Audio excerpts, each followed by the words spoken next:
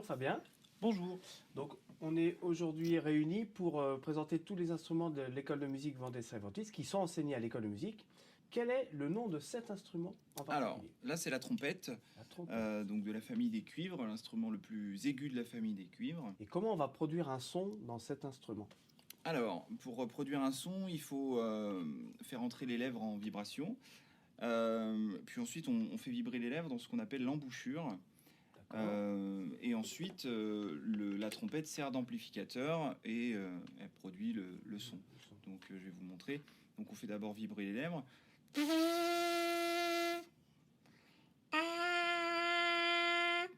Et dans la trompette.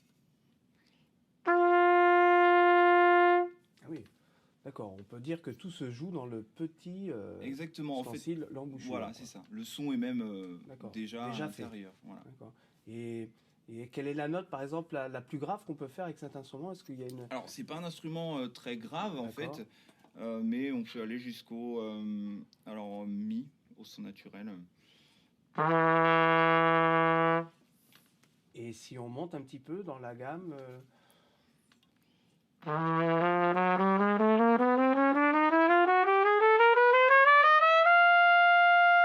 Oui, d'accord. Donc c'est déjà assez aigu. Voilà, après D'accord. on peut monter plus, mais après c'est à la limite du trompettiste. D'accord. Ah oui, d'accord. Voilà.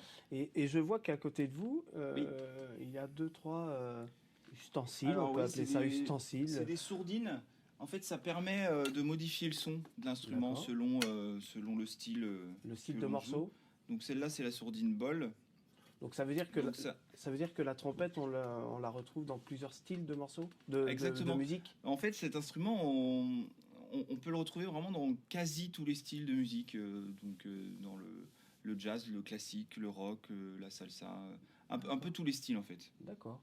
Euh, Donc on le retrouve dans plusieurs types d'orchestres, par exemple. Exactement. D'accord. Donc orchestre symphonique, musique de chambre. Donc quand on dit orchestre symphonique, c'est avec les cordes et les vents. Exactement, avec toutes les familles d'instruments. Voilà. Donc voilà, je peux vous faire un petit essai avec, oui. avec ce son. Voilà, ça change un peu la sonorité. Ensuite, on a une autre sourdine. Alors, elle, on peut faire... elle est un peu 2 en 1. C'est-à-dire qu'on peut faire deux sons différents avec. Alors, cette sourdine n'accroche pas forcément très bien à chaque fois. Donc, il y a ce son-là. Oui. Pour jouer C'est ça qu'on appelle la wah-wah. Quand on enlève ça, hop, ça donne un son... Vous allez peut-être tout de suite reconnaître, ça donne un son plus jazz. Alors.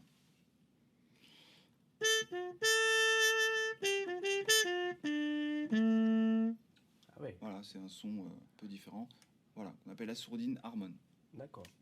Et donc Et enfin, il en reste une là. Ouais, il en reste une. Enfin, en vrai, c'est pas vraiment une sourdine, mais on s'en sert vraiment. Pour des effets. En fait, c'est une ventouse, hein, tout simplement. D'accord. Hein.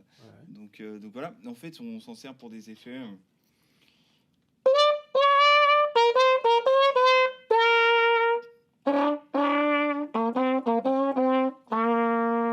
D'accord. Voilà, ça fait des effets.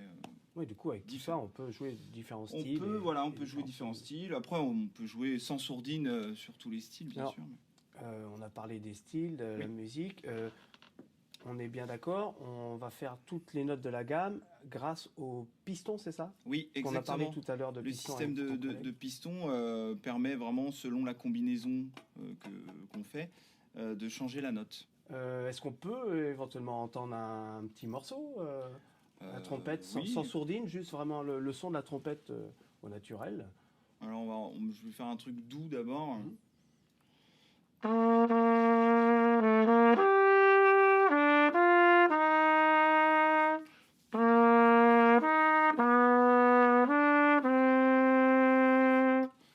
Voilà, ça c'est plutôt un registre un peu doux. Classique, on va dire.